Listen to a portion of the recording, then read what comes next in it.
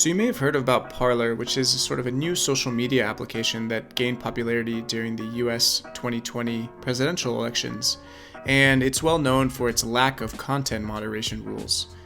This ultimately led to its demise when it was forced to shut down yesterday, January 10th at 11:59 p.m. because it breached the terms of service of many of its service providers. However, the internet is a great place, and many internet researchers actually raced to archive every publicly available Parler post and user profile before the server shut down. And we should thank, actually, this Twitter individual, donk_enby, for sort of the, to my knowledge, the first available release of this data. And what they released is a list of post URLs, and I'll just show you what that looks like. It looks like this here. So it's just a list of post URLs, and each URL links to a Parler post. Now, because Parler is shut down right now, you can't actually visit any of these posts. So before it was shut down, what I did was I attempted to download as many of them as possible, and I'll show you exactly how I do that in just a moment. So this person released all these posts under this link, which is no longer available, and each Parler post, I had never seen one before, but this is what they look like. They contained an individual and their username, as well as some text associated with the post and an image. So what we'll do today is I'll walk you through how to download a web page and then how to use Python to perform some very basic natural language processing on the numerous Parler posts that I've downloaded and made publicly available. So suppose we wanted to download a web page and view it locally on our machine. So let's pick this example from Business Insider. So what we would do is we would copy the URL, and we would go to our terminal and we would type wget. Now wget is just a command line tool for downloading files, and we could pass this URL to the wget command. And if we run that, we'll see we now have a file called Researchers Archive Very Incriminating Parler Post Before Shutdown 2021-1. And we can take a look at what that looks like using the less command. And we can see that it's just a very basic HTML document with a header tag, script tags, etc. And we can verify that this is right by going to the page itself, right-clicking, view page source, and then seeing that all the content is the same. And so this is the basic way in which I went about downloading the 300,000 or so Parler posts. Of course, I passed in a few extra parameters, and to know what kind of parameters are relevant, we can actually type man, which stands for manual, and then wget, and then this will sort of tell you what are the different options that you can pass if you wanted to, say, for example, download the images that were available on the website instead of just the text, the HTML text. So now that we're able to download a website, let's go ahead and use Python to perform some very basic natural language processing on the 300,000 or so Parler posts that I've downloaded and made available. In order to do that, we're going to use a really awesome service called Google Colab. So we're going to open up a new tab, type Colab, and enter. Now what Google Colab is, it's a effectively new Jupyter notebook in the cloud that you don't need to install anything for, you just need a Google account. And you can run very basic Python scripts, or you can get more advanced. And so I'm hosting all of the Parler posts on a Amazon S3 bucket. And so what we'll do is we'll run the wget command, and we will actually pull down from the cloud all of the data that I made available. And you'll notice that it is in a tar.gz format, and all this means is that it's a single compressed file which we'll have to uncompress. And you'll notice that the name of it is data_no_video. And so originally when I downloaded all of the posts, they contain numerous MP4 files. I did not make those available in this data archive just because they made the compressed file huge, about 30 gigabytes, and without them it's about 9 gigabytes. So just for the sake of this video, I removed the MP4 files, but I have them available if anyone wants them. So we'll go ahead and we'll connect to our session, and then we'll run the cell once it's done connecting, and then that will download all of our data, and it should take about a few minutes. So now that our data is done downloading, we can go ahead and decompress this tar.gz file and expand it into all the folders and subfolders. To do that, we'll go ahead and use the tar command, and we'll pass in the -x flag for extract and F for files, and then we'll point to the file we just downloaded, data_no_video.tar.gz, and then we'll run that with Shift Enter, and that should take a few minutes, and we'll return to it when it's done.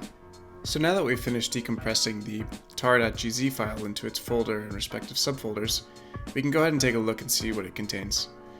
So there are a bunch of subfolders here which aren't particularly important for the purposes of this tutorial, but I'll just note that they are resources that are shared by many of the posts. For example, a link to a website may contain an embedded image which would then have been downloaded into one of these folders. The single folder that we're interested in, which contains all the posts, is this folder here, parler.com, and specifically this subfolder here called posts. And to take a look and see what kind of files are held in there, we can import the glob operator in Python, and then we can say glob.glob, and then we can point specifically to the path of this post right here. So we'll go ahead and copy that path here, and we'll paste it right there. And we care about selecting all of the HTML elements contained within that folder, so we'll use the star and then we'll do .html, which will select all of the files in that folder that are HTML files. And this will then be a list of strings, so we'll then set that equal to files as a variable. And now we'll execute that. And then we'll take a look and we'll see that files now just contains a bunch of paths to a bunch of post HTML documents. So let's go ahead and just select the first one. And in order to process HTML files in Python, we're going to use a package called Beautiful Soup. And I'll just spell that out for you. Beautiful Soup. And this is a really powerful Python package that enables us to process HTML documents. You can see we start with an HTML document and we import it with Beautiful Soup, and we use an HTML parser. So we're going to go ahead and do exactly that. So we'll actually just copy these two lines. One thing that's important to note is that Beautiful Soup takes in a document that's already been loaded into Python, but this file has not been loaded into Python. It's just a path right now. So in order to load it into Python, we need to actually open it up, and we'll do that using the with context, and we'll say open, and then we'll just pass file 0, which is the very first HTML document, and we'll set the mode in which we are we're operating on the file to read with an R, and then we'll call that as HTML doc, and then we'll tab this in. So now when we run that, we should have a soup, which is just a text representation of the web page, and it contains all the information that is relevant from that specific post. So now let's return to the Parler post back here, and let's go ahead and understand the anatomy of the post. So if we right click and we do view page source, we can see that it contains a lot of text, but what we're really interested in is the card associated with the post, which is this element here, and that contains, among many things, the profile image, the username, the text of the card, as well as an image if it exists. So going back here, let's go ahead and search for that. So if we scroll down a little bit, we'll see that there's a card here. Yep, so we have some card here, and it contains a bunch of information. One in particular is the card body, and so you see there's a text right there, and that's one of the things that we'll be extracting. Another thing that we're interested in extracting is the username of the individual who posted the card, so let's go ahead and look for that. So we see it's right here, author name, and then it has the name of the person, and then their username. Additionally, we have an image associated with the post, and so we're interested in extracting that as well, and so that we can find right here under MC modal element wrapper, and there's an image here, so if we click on that, that's the image that was associated with this post. So given all of the HTML tags, we can actually use Beautiful Soup in order to extract certain elements from this HTML document. So let's go ahead and find a couple things. So we want to find the author name. We want to find the author username. We want to find the author's profile photo. We want to find the post text. We want to find the post image if it exists. We want to find the post impressions, so that's like how many times the post had been viewed. And lastly, we want to find the post timestamp. Okay, so those are the things that we'll be looking for. So let's go ahead and start with the soup and print it out again. And we're going to use this function called find. Now find, what it does is it takes in an HTML element name. So for example, image or div or p for paragraph. And so what we want to find is first the author name. So let's go ahead and search author. And we see right here that this is contained within a span class. So we'll go ahead and search for the span class. Let me just close a few things here. And then we'll look for the attributes associated with that tag, specifically the class, which is the key is class and the value is author name. So we'll go ahead and pass that into here.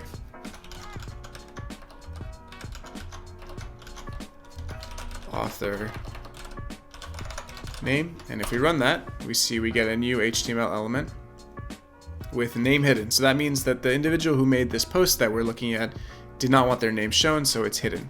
And so we can extract that by just calling text. All right, in a similar way, we can do the same thing for the username. So let's just go ahead and copy that. And let's go here and find username. So it's actually right there. Same thing, we just change this to author username. And we find that's a private user, it's fine. All right, next let's extract the path to the author's profile photo. So let's go back here and let's look for their profile photo. So where was that? I think that's right here. Yes, so this is an image and it has an alt. So this has a text here, it says post author profile photo pic. So that's what we're going to be searching by. So we'll say find the image tag with the attribute alt equal to post author profile picture. So let's go ahead and do that. So soup.find, and we're looking for the image, was it? Let's take a look again. Yes, with the alt equal to, let's close that, this here, put that there, and we'll run it, and we'll see there's a source right there. So let's go ahead and grab that, and the way we're going to get that is we're going to use the get command, and this allows us to get the source if it exists, and if it doesn't, just return an empty string. Now you may be wondering, like, this is weird, like it's an image but it has an HTML tag at the end of it, like which one is it? And also, why does it have this 2 dots? And I just will say that the location of this image is with respect to the location of the post. So if we look at file 0, so this is the path of the post itself in our directory structure.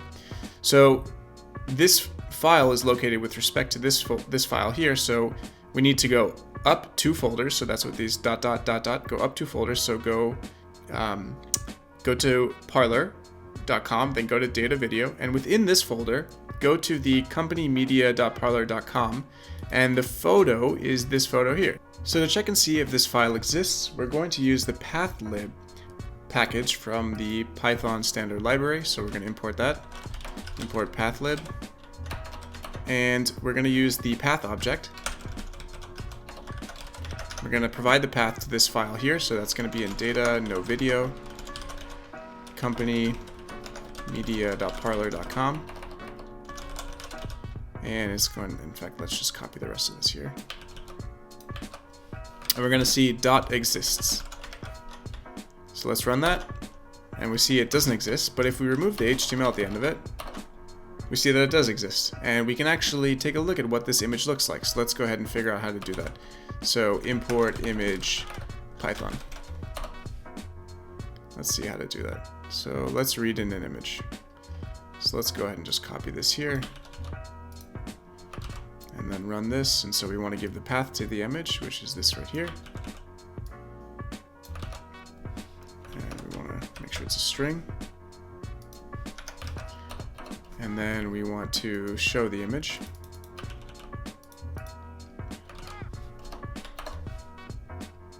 And we see we have the standard default Parler logo, which if we read the path here, that's exactly what we have. Fantastic. So now that we know that it works, let's go ahead and just clean this up and delete this here. So now let's grab the information associated with the post. So if you recall, the text is associated with a div with a class of card body. So we'll go ahead and grab that. Oops. So we'll do soup.find div, and we'll grab class, and that's card body. Run that, and then we want to get the paragraph element. So we'll do find paragraph, and we want the text associated with that. So now we have the text. And next, let's grab the post image if it exists. So let's go ahead and see where that is here. and that is right here. So that's in a div with a class of MC image modal element wrapper. So let's copy that. Let's go here, we'll do soup.find div, and then we'll grab class. It's this, run that. And it seems like this specific post doesn't have an image associated with it, which is fine, but we just want to make sure that we grab it in case the image does exist. So just to continue, we know that then there's a subclass called image with MC image modal element, and we want to get the source for that, and it also has an alt of image. So what we can do is find the image class, find it by an attribute MC image modal element, and then grab the source. So let's do that. Let's change this to image. Let's copy this here.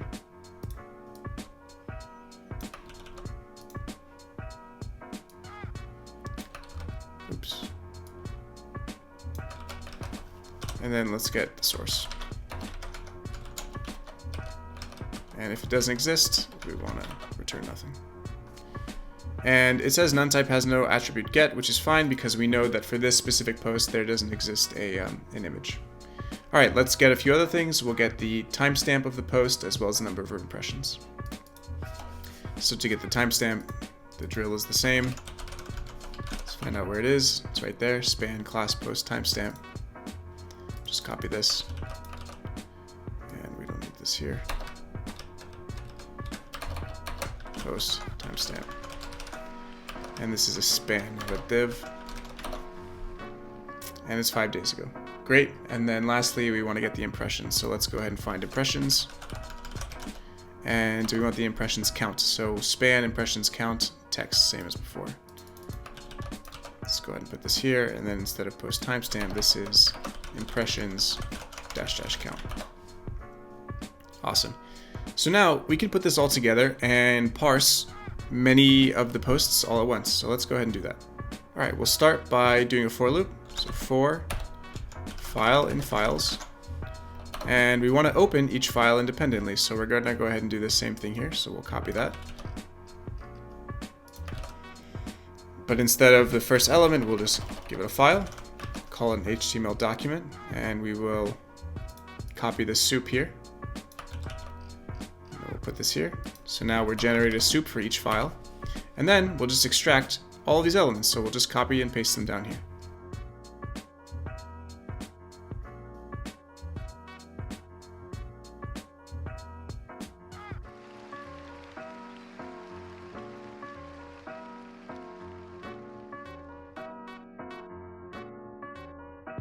So an important point is, if you recall when we were grabbing the post image, it may not actually exist and it may return an attribute error.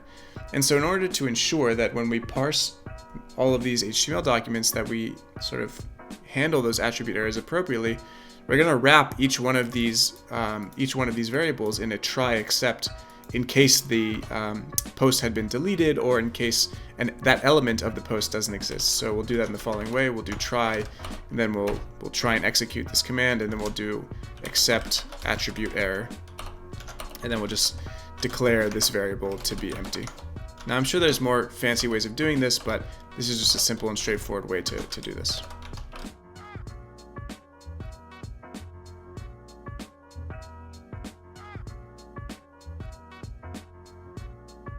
Okay, good. So now let's go ahead and keep track of the iteration number that we're on by using the enumerate wrapper on this for loop. So what that does is it returns a tuple of an index of the element as well as the element, and we can keep track of that down here so we can print out what that is, and we can just break out of the for loop. So if index is equal to 2, just go ahead and break. So we're just going to print the first 2 for now. So we want to be able to add this to a list. So we want to be able to generate all this information for each document. So let's go ahead and make a list of, call it data. And for each document, we're going to have a document data, and that's going to be equal to a Python dictionary. And what we want is to actually add all of these elements to the Python dictionary. So we want to say data.append, and then we want to add all these elements. So let's go ahead and say doc data. And then we want, actually there's a better way to do this, it's a bit cleaner. So we're just going to append the Python dictionary here. So we're going to say we want author name is equal to author name. And then we want author username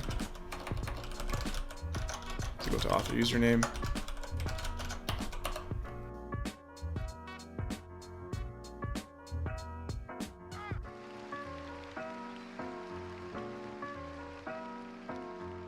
Okay, so now we're just appending this dictionary to the list, and let's go ahead and see if that works. So we'll run it. Looks like it works. So let's take a look at our data. So we have now 3 different posts, and we have all the information associated with each one of those posts, and it looks good.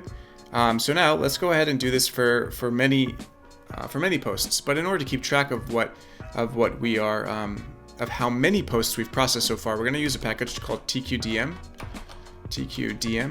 and all this is just a Python package to give you a little progress bar associated with a for loop. So it looks something like that. So go ahead and just import it. Do that right above here. So import TQDM, and then we'll do TQDM. We'll do this here. And we want to break if we have 10,000 posts. Okay, so let's run that, and let's delete this print statement, and we'll return when this is done.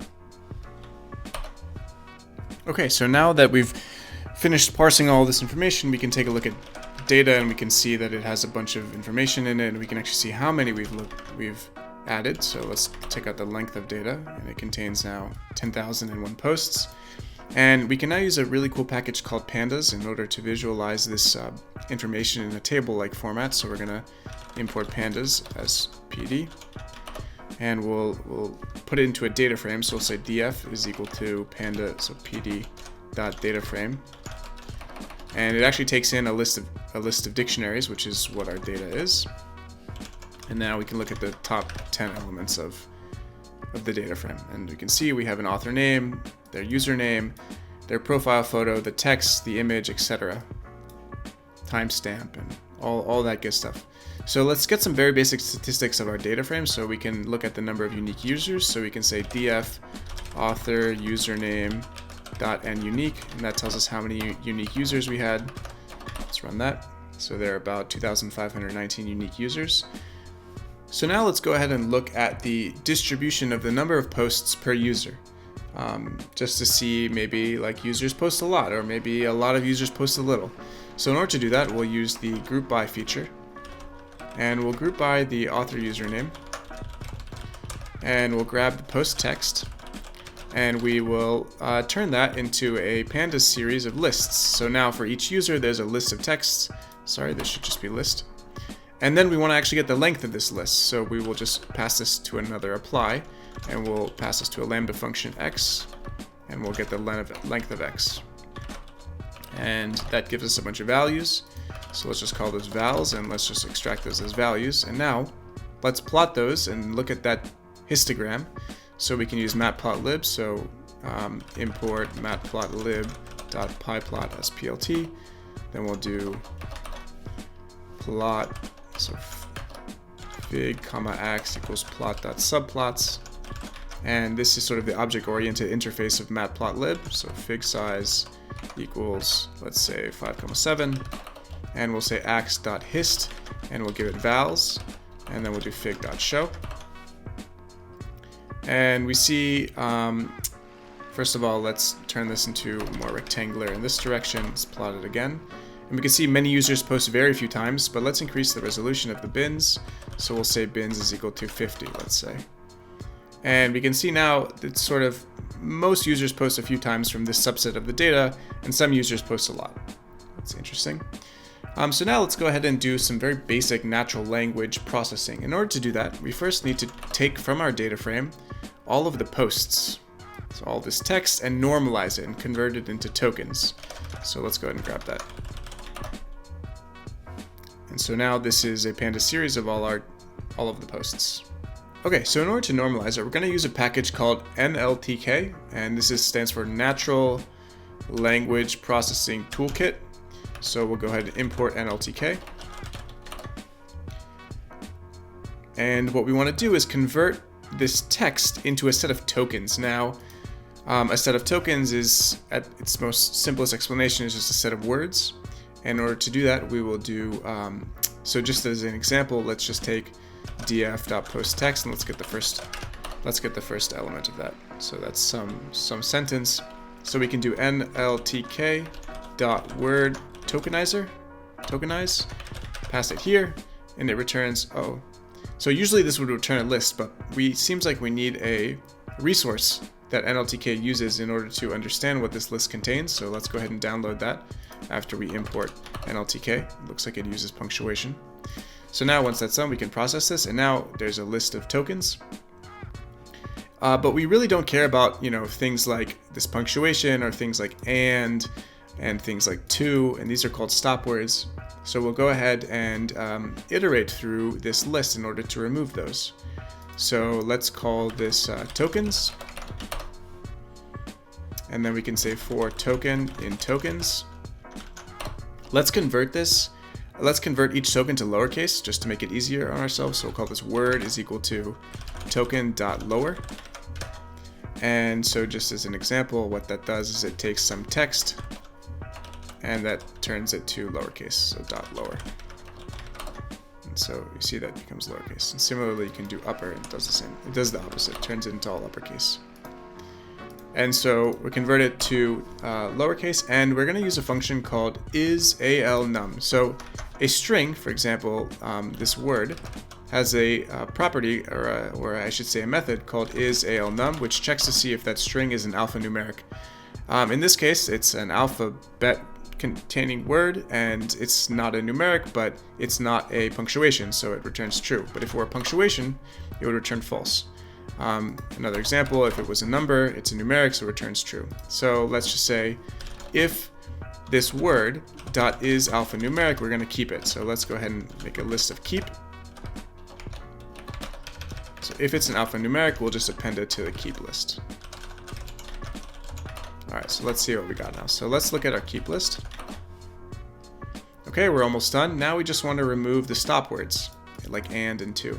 So in order to do that, we're going to use the Nltk again. So Nltk has a thing called the corpus. So Nltk.corpus.stopwords.words, and we're going to use the English one. So this is a set of words. Looks like we need to download it as well, so we'll go ahead and do that up here. So we'll download it, and then let's see what it contains. So it's just a list of words, and we're going to check if our words is contained within this list.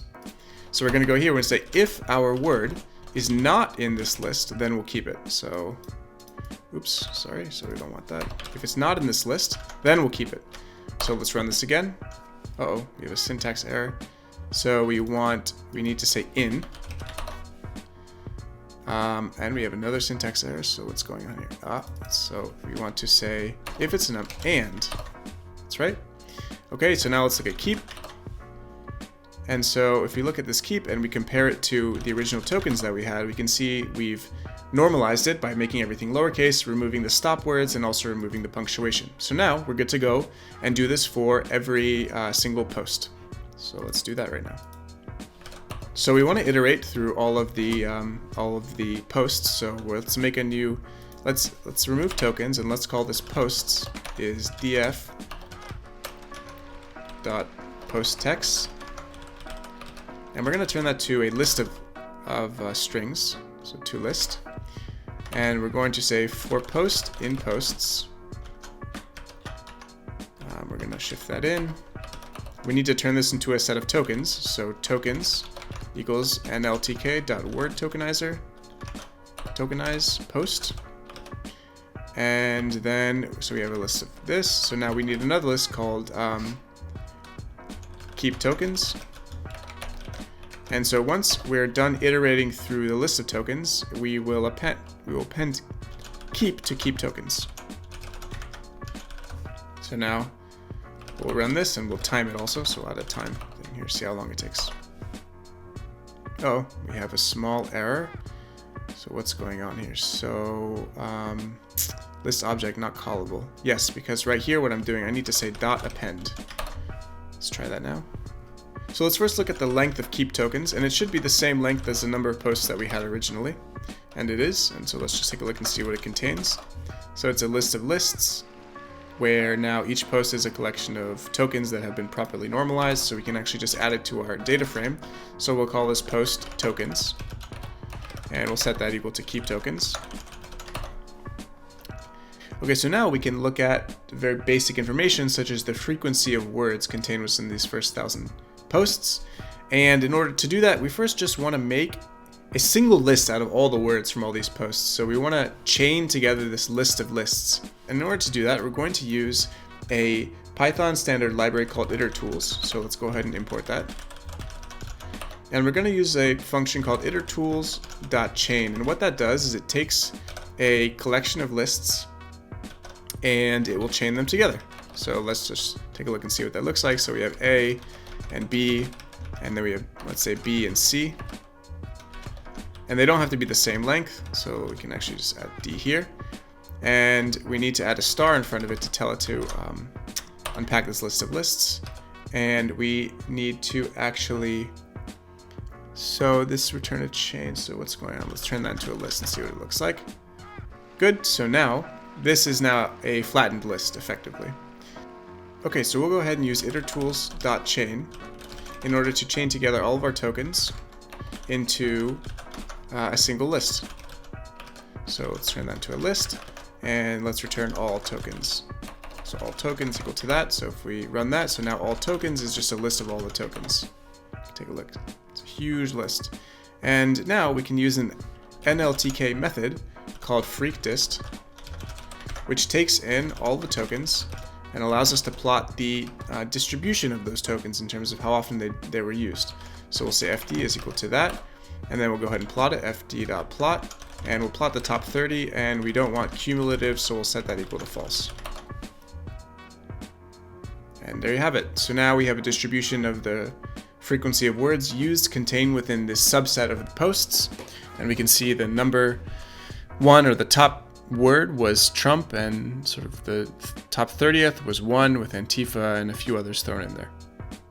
Okay, so that's it for this tutorial. I hope you found it helpful. To summarize, we showed how to download HTML files from the internet, we showed how to parse them using Beautiful Soup in Python, and we went ahead and parsed 10,001 posts from Parler from a data dump and generated a distribution of the frequency of tokens. There are many more and much cooler things you could do with this data, and I'm excited to see anyone who's interested try this out. This Colab notebook that I've been developing is linked to in the description, and go ahead and comment with a cool analysis that you've done, and I'd be happy to share it with the community. Thank you.